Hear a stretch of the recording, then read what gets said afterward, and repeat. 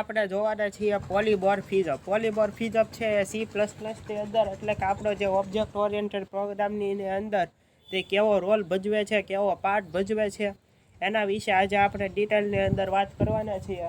તો તમે આની અંદર જોડાયેલા રહો. તો આપણે શરૂ કરીએ. Polymorphism is a Greek word.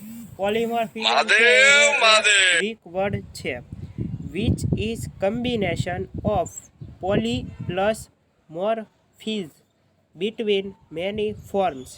આ છે પોલીમોર્ફિઝમ છે, કોનું મિશ્રણ થઈને બનેલું છે અથવા તો કોનું કમ્બાઈન થઈને બનેલું છે?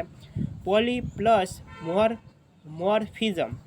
પોલી પ્લસ મોર્ફ, આ બેયનું મિશ્રણ થઈને આપણે શું બનેલું છે? પોલીમોર્ફિઝમ બનેલું છે. Same name but different task. Same પોલીમોર્ફિઝમની અંદર એક જ નામ હોય છે, પણ તે ડિફરન્ટ ટાસ્ક એટલે કે કાર્ય કરતા હોય છે. Is also known as polymorphism. તેને આપણે પોલીમોર્ફિઝમ તરીકે ઓળખીએ છીએ.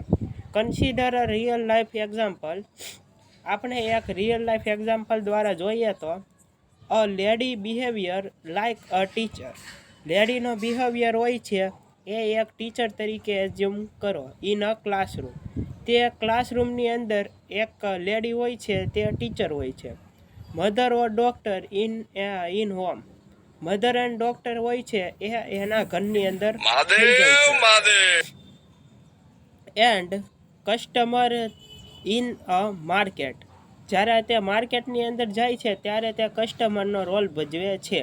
આમ એક જ લેડી છે એ ડિફરન્ટ જગ્યાએ ડિફરન્ટ સિચ્યુએશન પ્રમાણે તે પોતાનો રોલ ભજવતી હોય છે. તેને આપણે કહીએ છીએ પોલીમોર્ફિઝમ.